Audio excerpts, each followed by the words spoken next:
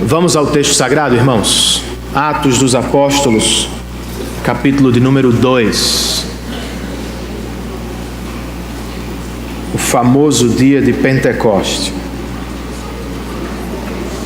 Estava em uma festa de aniversário quando de repente um adolescente se aproximou. Do nada ele me disse: pastor, eu preciso de um gabinete. Um gabinete? Perguntei surpreso. E acrescentei: mas o que é que você quer conversar comigo no gabinete? Ao pé do ouvido, irmãos, sussurrando, ele me disse: é sobre sua filha, pastor.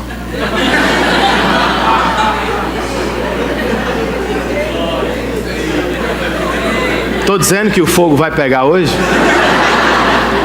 Eu quase caí para trás.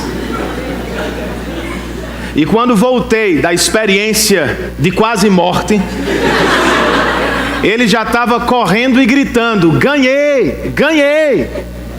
Ele se referia a uma quantia de dinheiro prometida por meus amigos, que lhe disseram: se você disser, não vou nem repetir, vou só usar a expressão isso e isso ao pastor, você vai ganhar R$40. Eu preciso de ajuda, irmãos, de segurança particular para as minhas filhas. Você também precisa?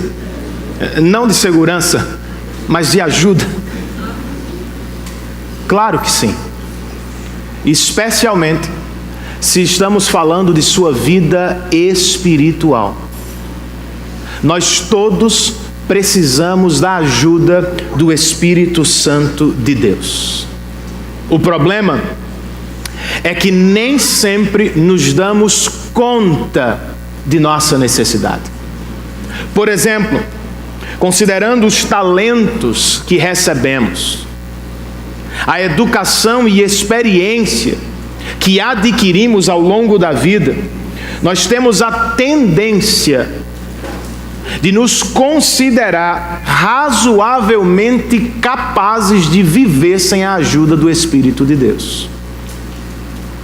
Há igrejas, outro exemplo, que crescem numericamente sem a ajuda do Espírito de Deus. Francis Chan, autor de um dos livros que eu sugeri no nosso boletim, escreve: para encher uma igreja, você só precisa de um orador carismático, de um grupo musical talentoso, de um bom programa para crianças, de um estacionamento espaçoso e de alguns eventos criativos pontuais ao longo do ano. Há muitas igrejas abarrotadas porque fazem só isso.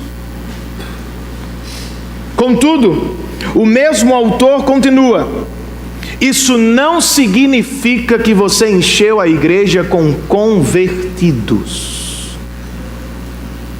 Pois conversão, ele conclui, não é obra de homem, é obra do Espírito Santo de Deus. A igreja, para viver um crescimento real e espiritual, precisa da ajuda do Espírito Santo. Eu e vocês, como cristãos, também precisamos. Na verdade, o Dr. John Stott escreve no comentário de Atos: sem o Espírito Santo, o discipulado cristão seria inconcebível, impossível até, pois não pode haver vida sem o doador da vida, nem entendimento sem o Espírito da verdade, nem caráter semelhante a Cristo sem seu fruto, nem testemunho efetivo sem seu poder. Ele fecha o primeiro parágrafo de seu comentário sobre o capítulo 2 assim: como um corpo sem respiração é um cadáver, Uma igreja sem o Espírito Santo está morta. Desesperadamente. Nós precisamos do Espírito Santo de Deus, irmãos. E é o que podemos receber ao entender a mensagem deste parágrafo que vamos estudar nesta tarde. Atos capítulo 2, nós vamos ler hoje os 13 primeiros versos deste tão importante capítulo da Bíblia.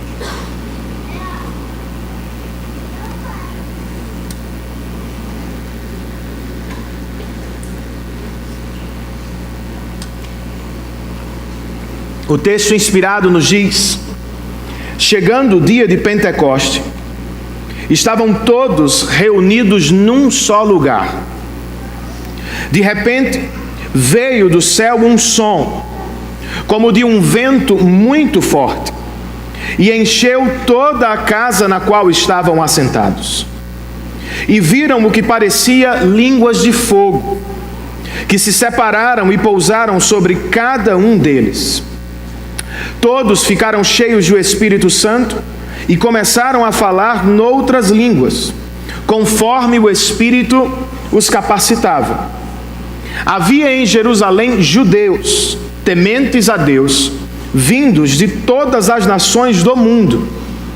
Ouvindo-se o som, ajuntou-se uma multidão que ficou perplexa, pois cada um os ouvia falar em sua própria língua. Atônitos e maravilhados, eles perguntavam: acaso não são galileus todos estes homens que estão falando? Então, como os ouvimos, cada um de nós, em nossa própria língua materna? Partos, medos e elamitas, habitantes da Mesopotâmia, Judéia e Capadócia, do Ponto e da província da Ásia, Frígia e Panfilha, Egito e das partes da Líbia próximas a Cirene, visitantes vindos de Roma, tanto judeus como convertidos ao judaísmo, cretenses e árabes. Nós os ouvimos declarar as maravilhas de Deus em nossa própria língua. Atônitos e perplexos, todos perguntavam uns aos outros: o que significa isto? Alguns, todavia, zombavam deles e diziam: eles beberam vinho demais. Vamos orar, irmãos? Senhor, muito obrigado por tudo que fizemos até aqui. Recebe, ó Deus, nossa parte deste culto: louvor, oração, ofertório. Mas agora nós abrimos as mãos para receber o que Tu tens para nos dar. Pedimos que os nossos corações estejam prontos, os nossos ouvidos abertos, e que pelo Teu Espírito tenhamos condições de ler, entender e responder apropriadamente à Tua voz. Ajuda-nos, ó Espírito Santo, pois é no nome e para a glória de Jesus Cristo que nós oramos nesta tarde. Amém.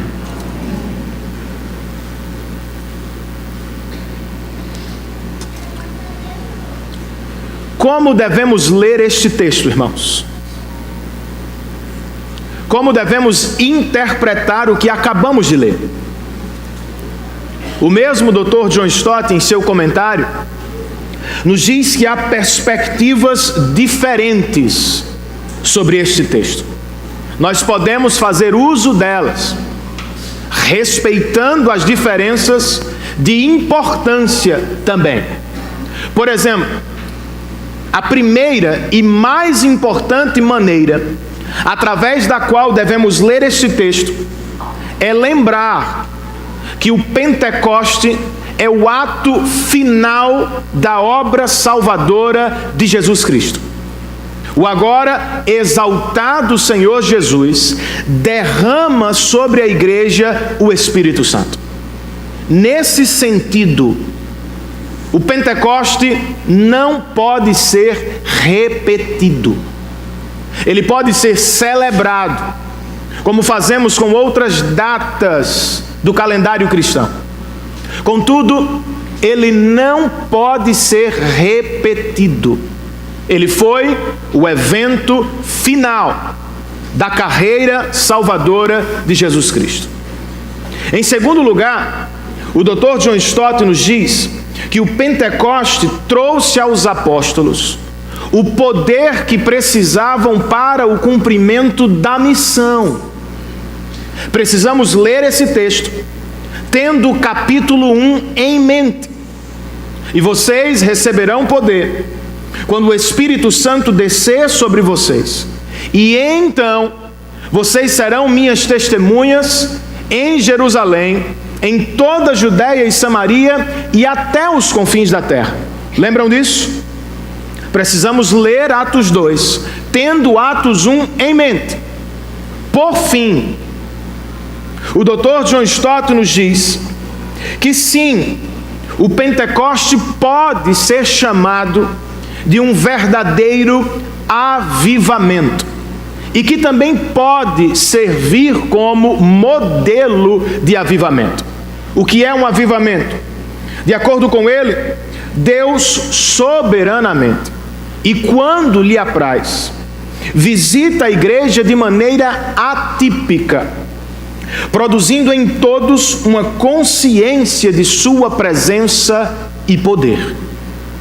Era assim também que Jonathan Edwards, o pastor da Nova Inglaterra do século XVIII, lia o Pentecoste. Em uma série de mensagens chamada A História da Redenção, ele que vivenciou um poderoso avivamento na América do Norte, escreveu: desde a queda até os nossos dias, a obra da redenção tem sido levada adiante através de poderosas efusões do Espírito Santo. É claro, ele explica, que o Espírito está sempre atuando na igreja através dos meios de graça: pregação, oração, sacramentos e comunhão. No entanto, quando Deus quer fazer grandes e maravilhosas coisas no mundo, de maneira extraordinária, Ele nos envia derramamentos especiais do Espírito Santo. É o que acontece em parte em Atos 2, e é também o que nós desejamos viver hoje. Portanto, respeitando as diferenças cronológicas e teológicas, eu digo, também quero viver o que os meus irmãos viveram aqui, pois afinal, todos nós precisamos da ajuda do Espírito Santo de Deus. A pergunta é: por que precisamos tanto do Espírito Santo? E o texto de hoje se propõe a nos oferecer 3 respostas principais. A primeira delas, irmãos, a igreja precisa do Espírito Santo, porque é Ele quem inaugura um novo e melhor tempo para nós. Lucas começa com 3 informações muito importantes. A primeira delas, verso 1, ele nos diz que o Espírito veio no dia de Pentecoste. Trata-se da festa das semanas, ou da festa da colheita dos judeus, que era celebrada 50 dias depois da Páscoa, ou seja, no Pentecostos, o que no grego significa simplesmente 50º, 50 dias depois da Páscoa. Onde estavam os nossos irmãos? Os 120 do capítulo 1, ele nos diz ainda no verso 1, que os nossos irmãos estavam todos reunidos num só lugar. Alguns insistem ou sugerem que os nossos irmãos estavam em algum lugar do templo, e que se achavam orando. Não é o que Lucas nos diz no verso 2. O verso 2, parte final, nos diz que os nossos irmãos estavam em uma casa e não se encontravam em oração. Eles se achavam assentados. A posição comum de oração para o judeu era de pé. Eles não estão de pé, eles estão sentados, o que provavelmente indica que estavam comendo. Foi quando, irmãos, de repente, o Espírito Santo veio sobre eles. O Espírito não veio quando os nossos irmãos estavam no templo, não veio quando eles estavam em oração. O Espírito Santo veio quando eles estavam comendo. Porque Ele é livre e soberano para ir e vir, não quando queremos, mas quando Ele entende ser melhor. Guarda essa informação, nós vamos voltar a ela já já. Mas e os fenômenos, Renan? Na verdade é o que queremos saber. O que significam? Primeiro, Lucas nos diz no verso 2 que de repente veio do céu um som, como de um vento muito forte. Trata-se de um som, irmãos, e não do vento. Não houve forte vento naquele dia. Não houve um furacão naquele encontro. Houve um som que aos ouvidos dos presentes soava como um forte vento. Não estou dizendo com isso que o vento não tem importância. Na verdade tem muita. Nós não podemos perceber no português, mas no grego, por exemplo, as palavras vento e espírito são as mesmas. E tinham muito significado para os judeus que estavam presentes naquela casa.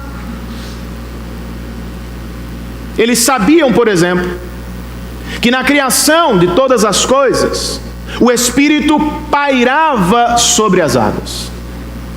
E eles também sabiam que estava prometido pelo profeta Ezequiel, que no cumprimento ou chegada do reino de Deus, haveria o derramamento do Espírito para a recriação do nosso interior. O Espírito esteve presente na criação e estava presente em Jerusalém agora para fazer nascer de novo muitas pessoas. Não apenas isso. O verso 3 nos diz que eles viram o que parecia línguas de fogo. O fogo, como o vento, também era símbolo da presença de Deus no Atê, só que com um acréscimo. Muitas vezes ele era símbolo do juízo de Deus. Aqui, no entanto, ninguém foi consumido por Deus. Além disso, irmãos, as línguas se separaram e pousaram sobre cada um dos presentes. Isso é muito importante. Ao longo do Antigo Testamento, ou à época do Antigo Testamento, o Espírito não habitava pessoas. Ele visitava pessoas. E quando vinha, não vinha sobre todos, vinha sobre alguns. Agora, o Espírito se manifestando como línguas de fogo, não repousa sobre sobre alguns melhores. Ele se reparte e repousa sobre todos, indicando uma mudança de atuação, uma mudança de tempo. Ele não habitaria ou visitaria alguns. A partir de agora, ele habitaria todos os cristãos genuínos. Como resultado da chegada do Espírito, Lucas registra no verso 4 que todos ficaram cheios do Espírito e começaram a falar noutras línguas, conforme o Espírito os capacitava. Deixemos as línguas para o próximo ponto do sermão e falemos agora apenas de um detalhe importante. Todos, e não apenas alguns, foram cheios do Espírito. E quando falaram em outras línguas, fizeram conforme o Espírito os capacitava. O Espírito, portanto, irmãos, é soberano e livre para ir e vir quando quiser, mas ele também é generoso. Ele não abençoa apenas uns, ele abençoa a todos. O que aprendemos com isso, ou com os 4 primeiros versos do nosso texto? Primeiro, irmãos, ninguém aqui tem o poder de fabricar, produzir um verdadeiro avivamento. Ao longo da história da igreja, muitos já surgiram dizendo ter o segredo do avivamento. Alguns, por exemplo, diziam: oração e jejum, se você os praticar da maneira correta e com a intensidade certa, o Espírito será obrigado a descer sobre nós. Não é o que acontece no nosso texto. A informação incômoda para alguns, escreve o Dr. Augustus Nicodemos, de que os apóstolos estavam comendo e não orando, serve para nos avisar que nós não somos capazes de organizar um avivamento. Nós podemos orar, irmãos, nós devemos pedir, contudo, devemos fazê-lo com tranquilidade e calma no coração. Não podemos nos entristecer demais se oramos e não vemos um avivamento. Nem podemos nos alegrar demais se vivemos um avivamento como se ele dependesse ou fosse fruto da nossa produção. Não é. O Espírito Santo é livre e soberano. Ele não vem quando eu quero, ele vem quando decide que é melhor. Outras pessoas se apresentam como senhores do avivamento, marcam datas, fazem cartazes e anunciam cultos de avivamento. Alguns chegam ao cúmulo de soprar o Espírito. Já viu isso? Como se pudessem controlar o Espírito. O Espírito Santo é Deus, irmãos. Ele não pode ser controlado. Ele não vai ser manipulado. Ele é livre e soberano. Nós não podemos forçá-lo, podemos esperá-lo. Nós não podemos obrigá-lo, podemos orar e pedir humildemente a Deus por um avivamento para a glória do nome dele e a alegria do nosso coração. E quando isso acontece, quem recebe o crédito não é o pregador, quem recebe a glória não é a banda. Quando um verdadeiro avivamento acontece, é ele quem merece honra, glória e louvor. Outra coisa muito importante que a partir deste texto nós aprendemos, coloque isso no seu coração, meu irmão. O Espírito Santo não é uma dádiva de Cristo para alguns. De acordo com o texto, ele repousou sobre todos. Ou você já creu assim, ou certamente conhece alguém que acredita assim. O Espírito é uma segunda bênção posterior à salvação. Ele deve ser conquistado pelo cristão. Como nem todo mundo consegue conquistá-lo, nem todo mundo, portanto, tem o Espírito. Logo se estabelece uma separação na igreja. De um lado você tem os não espirituais ou menos espirituais, do outro você tem os super espirituais, batizados no Espírito Santo. De acordo com o que acabamos de ler, irmãos, o Espírito não vem para os melhores ou para os conquistadores. Ele vem para aqueles por quem Jesus Cristo morreu. Ele não é, portanto, o resultado do esforço do cristão. Ele é resultado, como eu disse antes, da obra de Cristo na cruz do Calvário. Qual é a implicação? Não o conquistamos, nós o recebemos. Não subimos aos céus através de nossa produção religiosa. É o Espírito que humildemente desce à terra, não para abençoar uma classe especial de cristãos, mas para abençoar todo e qualquer cristão genuíno. Mas isso ainda é estranho. Porque como é que ele pode fazê-lo sem não nos consumir, irmãos? Como é que um Deus santo pode habitar em um coração de alguém pecador? Lembre-se disso.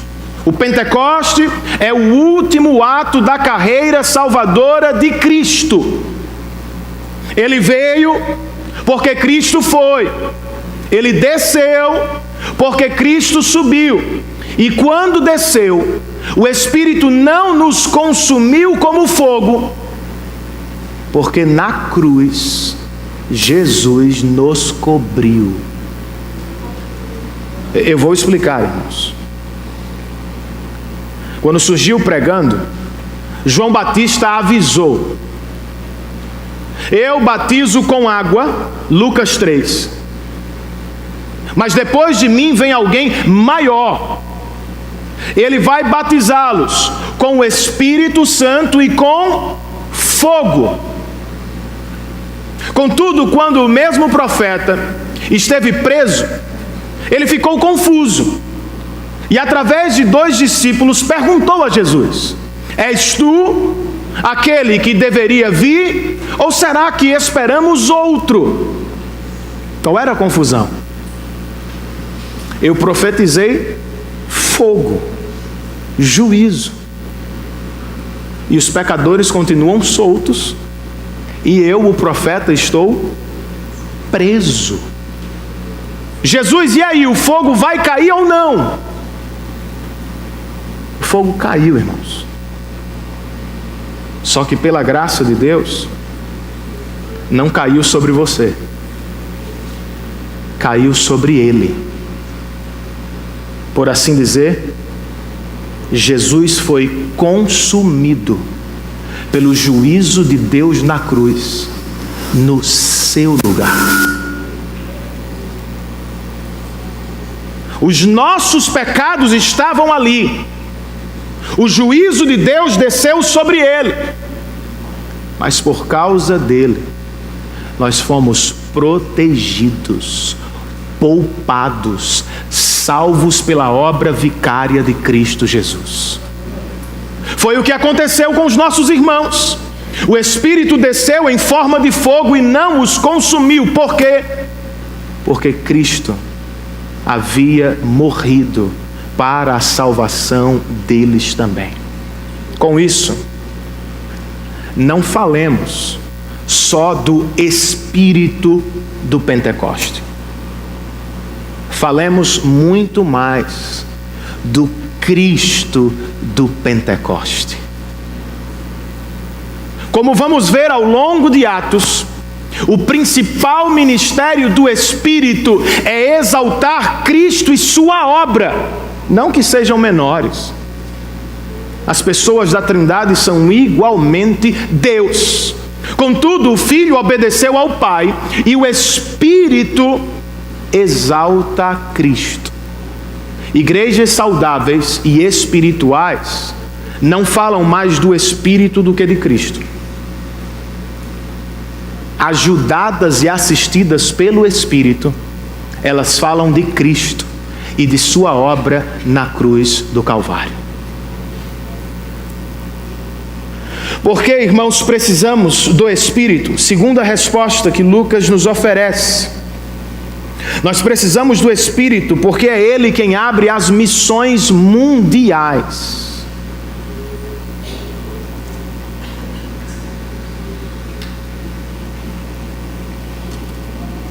Depois de nos apresentar o fenômeno do Pentecoste, ou o que os 120 discípulos viveram com a chegada do Espírito, Lucas agora, entre os versos 5 e 11, nos fala de seu grande objetivo. Primeiro ele nos falou do que aconteceu neste círculo interno, particular. Agora ele nos fala sobre o efeito do Pentecoste nos nossos irmãos e a partir deles nos demais não cristãos. Segundo o que ele apurou, verso 5: havia em Jerusalém naquele dia judeus tementes a Deus, vindos de todas as nações do mundo. O que é que isso significa, irmãos? Todas as nações do mundo. John Stott escreve: Lucas estava falando, assim como a maioria dos autores bíblicos, de seu próprio horizonte, não do nosso. Referia-se então ao seu mundo, ao mundo greco-romano situado ao redor do mar Mediterrâneo. Sobre este mundo, ainda de acordo com Stott, Lucas menciona aqui 5 agrupamentos de países. Ao todo, como outro comentarista indica, são 15 nações. Começando do leste e se movimentando para o oeste do Mediterrâneo. Estavam em Jerusalém, versos 9, 10 e 11, partos, medos e elamitas, habitantes da Mesopotâmia, Judéia e Capadócia, do Ponto e da província da Ásia, da Frígia, da Panfilha, do Egito e das partes da Líbia próximas a Cirene. Também estavam presentes visitantes vindos de Roma, judeus e convertidos ao judaísmo, e até cretenses e árabes estavam lá. Trata-se, como você pode observar, de uma reunião internacional. Judeus espalhados e estrangeiros de outras nações convertidos ao judaísmo estavam em Jerusalém para a festa da colheita, festa de Pentecoste. Foi quando, irmãos? Verso 6: ouvindo-se o som, ajuntou-se uma multidão que ficou perplexa, pois cada um os ouvia falar em sua própria língua. Atônitos e maravilhados, eles perguntavam: acaso não são galileus todos estes homens que estão falando?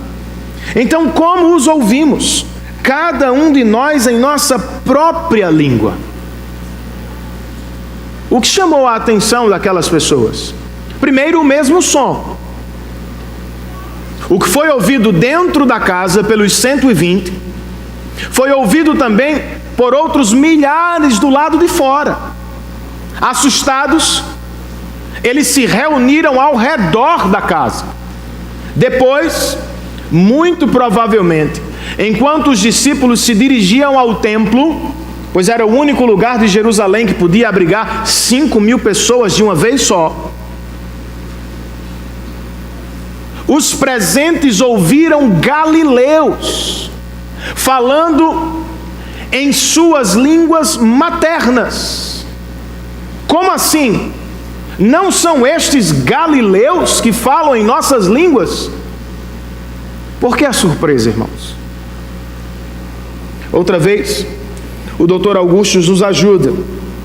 Quando escreve: os judeus da Judéia se consideravam a elite judaica da época e desprezavam os judeus da Galileia.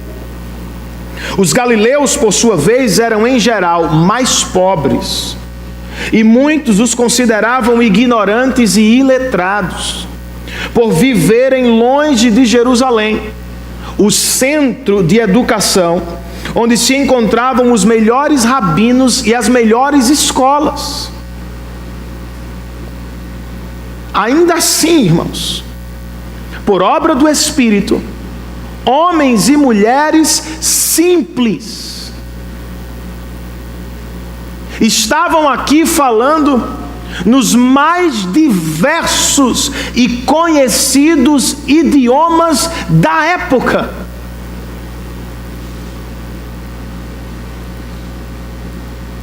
E sobre o que eles falaram, irmãos?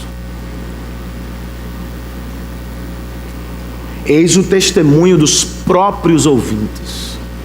Parte B do verso 11. Nós os ouvimos declarar as maravilhas de Deus em nossa própria língua.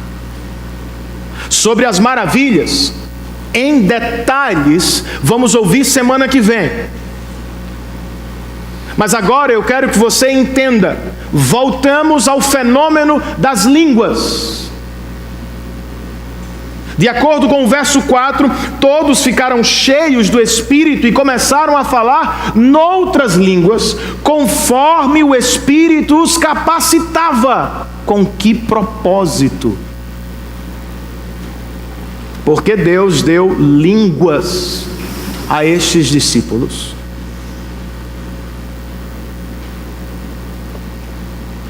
Acabamos de ler, irmãos. A fim de que as maravilhas do Evangelho fossem ouvidas por outras pessoas em suas próprias línguas. Olhe para mim, por favor, e acorde quem está aí querendo dormir. Este é o objetivo do dia de Pentecostes. Missões. Alguns cristãos são seletistas demais e querem viver apenas a experiência com as línguas, não é assim? Eles se confundem, irmãos, quando querem ler Atos à luz de Coríntios. Em meu entendimento, deveríamos ler Coríntios, o texto mais escuro, à luz de Atos, o texto mais claro. Contudo, ainda que fossem duas coisas distintas, como algumas pessoas querem insistir, não tem como fugir do que Lucas escreve aqui. Você entendeu o que ele falou. Os nossos irmãos não falaram em línguas angelicais. Não falaram em línguas estranhas à humanidade. Eles falaram em idiomas conhecidos do mundo de então. Qual é a implicação, irmãos? O poder pentecostal do Espírito não tem por alvo apenas as pessoas que falam em línguas. Tem por alvo principalmente as pessoas que precisam ouvir o Evangelho em suas próprias línguas. Por quê, irmãos? João Calvino escreveu: se os pregadores tivessem falado em um só idioma naquele dia, os presentes muito provavelmente teriam tido a impressão de que Cristo estava restrito e limitado a um pequeno povo e a uma pequena região da Palestina. Não foi o caso, graças a Deus. Ao descer sobre a igreja, o Espírito, como destaca outro comentarista, reverteu a maldição de Babel. Vocês se lembram do texto? Em Babel, Deus confundiu as línguas dos homens e espalhou as nações. Em Atos 2, o Espírito venceu as barreiras linguísticas e, através da pregação, anunciou antecipadamente que um dia, em Cristo, todas as nações serão um só povo para a glória de Deus. E não foi por acaso que o Espírito veio sobre a igreja no dia de Pentecoste. Ele estava em Jerusalém para fazer uma colheita, como ouviremos semana que vem, de 3.000 almas para a glória de Deus. Eis porque, portanto, nós precisamos tanto do Espírito, irmãos. Não precisamos tanto dele para falar outras línguas. Nós precisamos muito dele para anunciar o Evangelho em todas as nações do mundo. Lembrem-se disso. O Pentecoste aponta para algo que foi realizado, o que Cristo fez por nós na cruz. Mas ele também aponta para algo que precisamos realizar: torná-lo conhecido e desejado entre as nações. Você quer poder pentecostal, meu irmão? Ore por um coração missionário. Ore por coragem para pregar o Evangelho. Ore por generosidade para repartir seus recursos com os missionários no campo. E os sinais, Renan, é outra coisa bem importante no texto e na sequência de Atos. Nos nossos dias, os sinais e milagres ou são supervalorizados ou são simplesmente menosprezados. Sejamos bíblicos cristãos. Vamos aprender com Atos. Percebam o propósito deles aqui. O milagre das línguas despertou a curiosidade das pessoas. Nada mais. O milagre não as salvou, como vamos ouvir na sequência do texto. Foi o Evangelho pregado por Pedro, e não os milagres, que salvou 3.000 pessoas. Ainda assim, eles são importantes, porque têm o poder de despertar a curiosidade, chamar a atenção das pessoas para algo que foge à compreensão. No entanto, pregadores e ouvintes precisam passar dos milagres, seguir para alguém maior e melhor: Cristo Jesus. Pessoas curadas ainda morrem, irmãos. Pessoas salvas, ainda que morram, viverão para sempre por causa da obra de Cristo. Por isso, nossa pregação, nosso culto, não tem por lugar central sinais e milagres. Talvez aconteçam.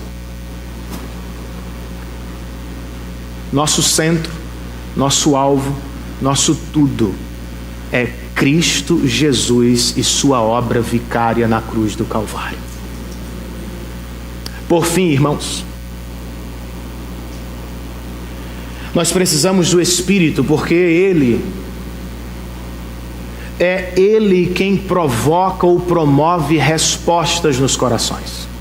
Ouvimos sobre o efeito do Pentecoste no coração dos 120, ou da igreja. Agora Lucas fecha o texto com duas respostas distintas dos não cristãos. Como foi que responderam ao mesmo evento? A primeira resposta está no verso 12. Atônitos e perplexos, todos perguntavam uns aos outros: o que significa isto? Ao ouvir o som, como de um forte vento, a multidão se assustou. Ao ouvir galileus falando das maravilhas de Deus em suas línguas maternas, ela ficou perplexa. Mas agora, Lucas nos diz que a mesma multidão ficou ao mesmo tempo perplexa, maravilhada e confusa. O que significa isto? A multidão terá resposta, eu e você também, no próximo sermão, quando Pedro se levantar para pregar. Por agora, eu queria notar apenas um detalhe. Não foram poucos, foram muitos os que foram alcançados naquele dia. É o que eu entendo pela expressão, todos perguntavam uns aos outros. O efeito do Pentecoste provocou curiosidade e perplexidade no coração de muitos os que estavam presentes. Glória a Deus por isso. Esta, infelizmente, não foi a única resposta do dia. Lucas registra no verso 13: alguns, todavia, zombavam deles e diziam: eles beberam vinho demais. Eis uma prova do que eu acabei de falar. Milagres por si só não salvam ninguém. Estes poucos também ouviram o som e também contemplaram o milagre dos galileus. Só que não responderam com espanto, com admiração. Ao invés disso, zombaram e desprezaram os discípulos. Para eles, os discípulos estavam cheios de vinho.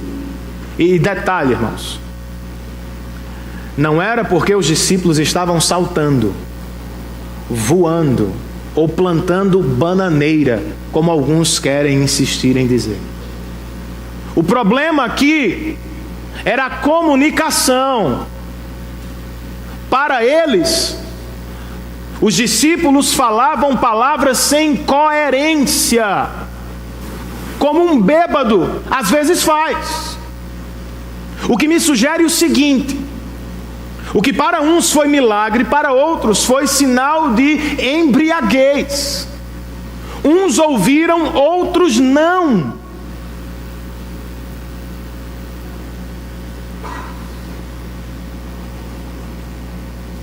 Mas, de acordo com o que vamos ouvir na explicação de Pedro, os poucos estavam equivocados. Primeiro, porque não era a época de uva. A festa da colheita celebrava o trigo e não a uva. Depois, porque os nossos irmãos não estavam bêbados de vinho ou cheios de vinho. Estavam cheios do Espírito Santo de Deus. Ainda assim, irmãos, a verdade que o texto parece ressaltar aqui é clara.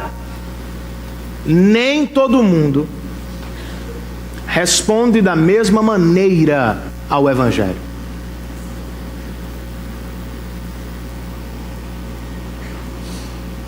Contudo, o Espírito Santo é soberano e sempre promove resposta nos corações.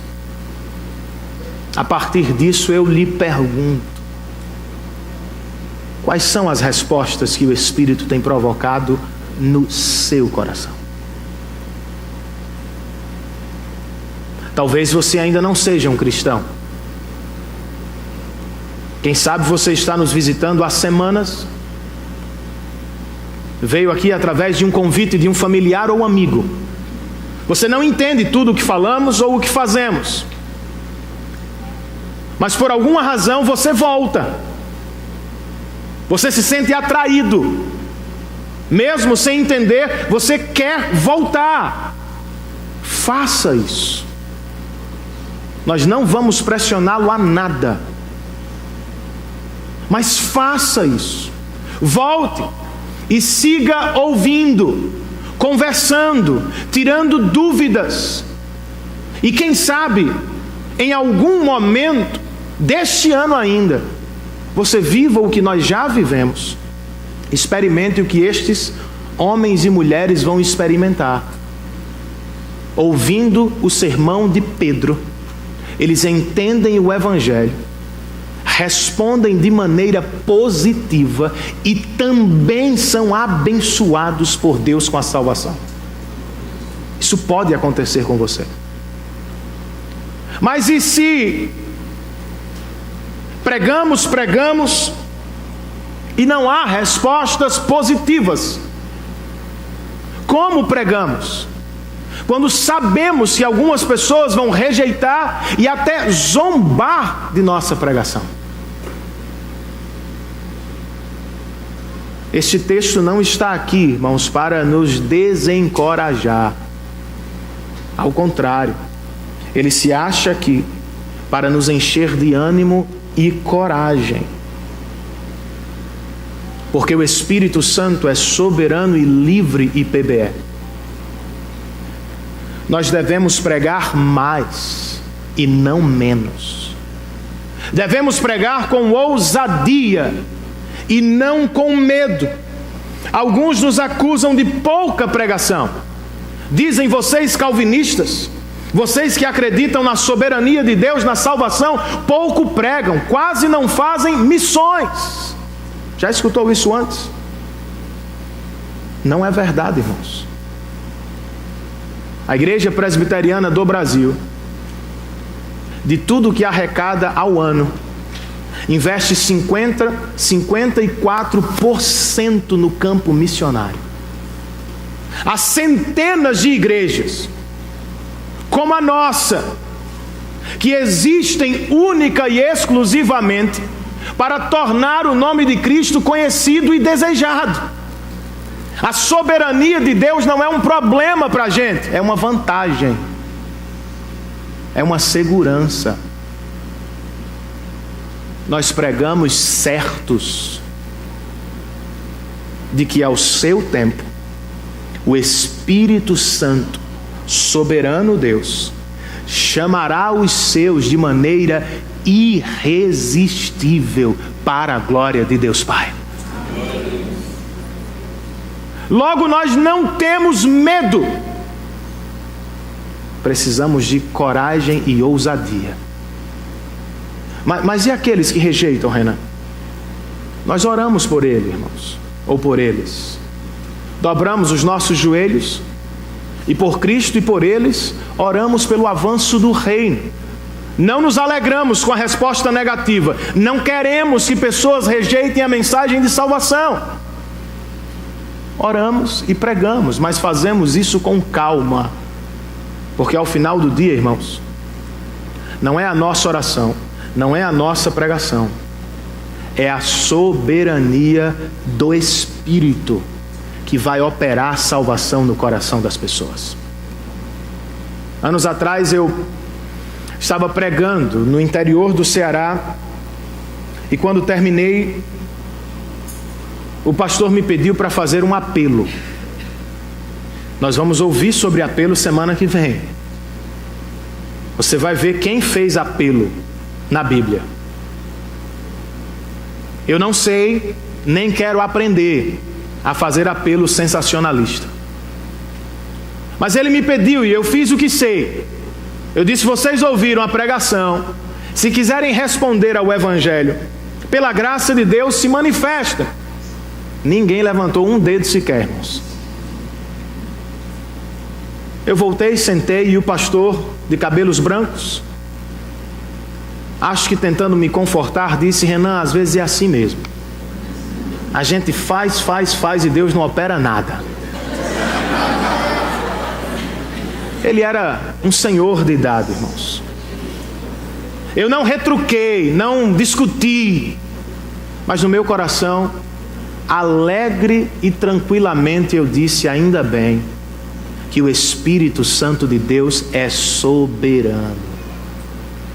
Talvez ele estivesse ali, irmãos, convertendo e chamando centenas de pecadores. Ele não tem que prestar contas comigo. Eu não preciso saber do que ele está fazendo no seu coração hoje. Ou quem sabe ele não estava trabalhando no coração de ninguém. Eu fiz o que pude, cumpri minha missão. Preguei o Evangelho. Os resultados estão nas mãos de Deus. As respostas não são promovidas pelo meu discurso.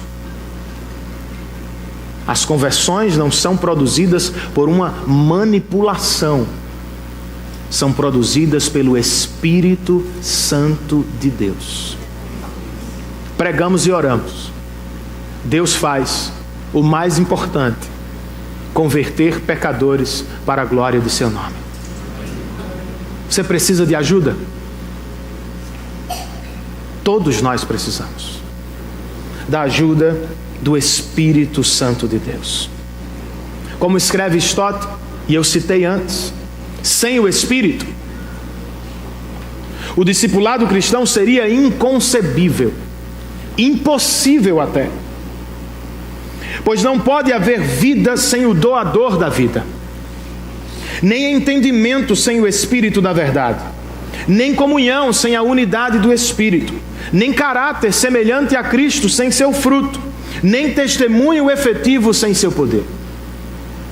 Assim como um corpo sem respiração é um cadáver, uma igreja sem o Espírito está morta. Como está você? Sente-se vivo espiritualmente ou morto? Forte ou fraco? Sua vida cristã é empolgante, robusta, ou é monótona, fria? Não há ninguém aqui que não precise da ajuda do Espírito Santo de Deus, irmãos. Em 1871, duas mulheres da igreja de Dwight Lyman Moody, um pregador norte-americano, resolveram iniciar um momento de oração por avivamento. E começaram pelo pastor. Inicialmente ele resistiu, mas em novembro, ou melhor, setembro daquele mesmo ano, o pastor se juntou a elas, porque entendeu que precisava da assistência do Espírito Santo de maneira especial. Foi quando uma tragédia aconteceu, irmãos. Como parte do incêndio de Chicago daquele ano, o templo foi destruído. A igreja parecia ter chegado ao fim, o avivamento também. Moody foi obrigado a ir a Nova York, pregar e tentar levantar ofertas. E ele conta que enquanto caminhava em um parque, orava em silêncio, ninguém o ouvia. De repente, irmãos, como foi no dia de Pentecostes, o Espírito o visitou de maneira poderosa. Ele sentiu profunda convicção de pecado, mas também sentiu-se profundamente amado por Cristo e desejou pregar o Evangelho de maneira vibrante e vigorosa. Foi o que fez. Interessante. Ele pregou em Nova York os mesmos sermões que havia pregado em Chicago, só que agora algo estava diferente. Quando pregava, ele dizia: eu sentia que havia poder do Espírito entre nós. O Espírito, a partir daquele momento, começou a chamar e salvar centenas de pessoas para a glória de Jesus Cristo. Foi o que aconteceu em Jerusalém, irmãos. É o que nós queremos viver aqui. A colheita de Atos, vamos ver semana que vem. Por hoje, peçamos a Deus por mais do Espírito, por causa de Cristo. Que Ele venha, soberana, livre e graciosamente sobre nós. Que nos desperte, que nos acorde, que nos revigore para a glória e louvor do nome de Cristo e para o gozo espiritual dos nossos corações. Fiquemos de pé e terminemos este momento em adoração ao Cristo do Pentecoste.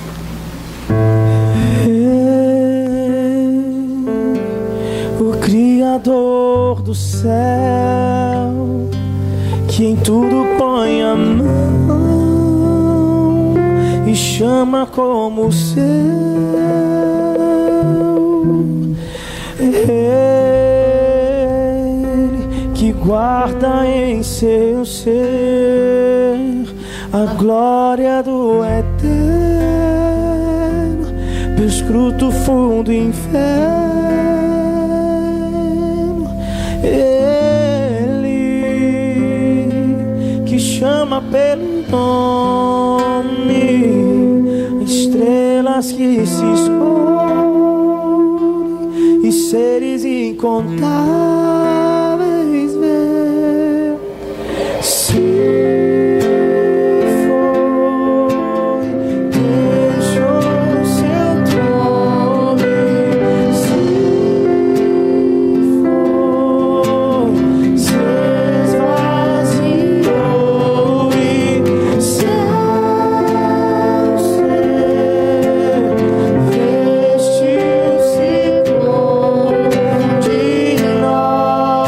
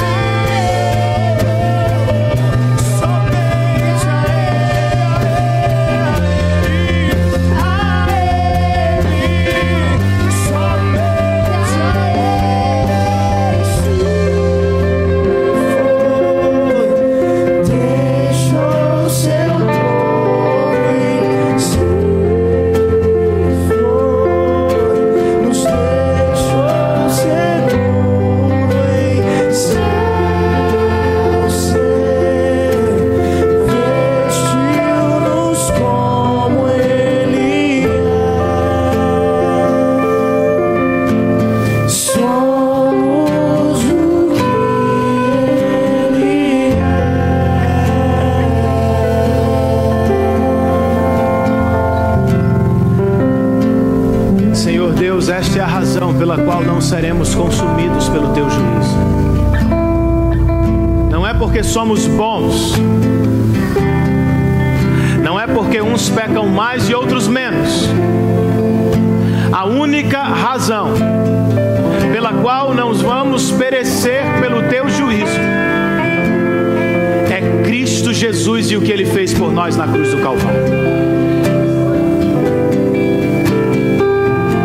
Nós te louvamos, Pai, por Cristo, e pedimos a tua assistência, Espírito, para conhecer e divulgar o nome e a obra do Senhor Jesus. Ajuda-nos, desperta-nos, acorda-nos, ó Senhor. Tira-nos de uma vida cristã morna, fraca, sem graça, sem sabor. Por obra do teu Espírito, ó Deus, aviva-nos nesta tarde para o louvor do teu nome. Inquieta-nos, ó Deus, nos dá amor por tua palavra, amor pela oração, amor pela pregação do teu evangelho, por favor, Senhor.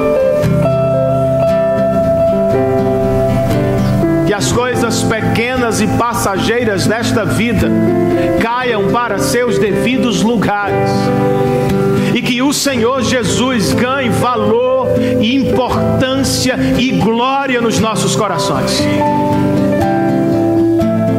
Faz isso, Senhor.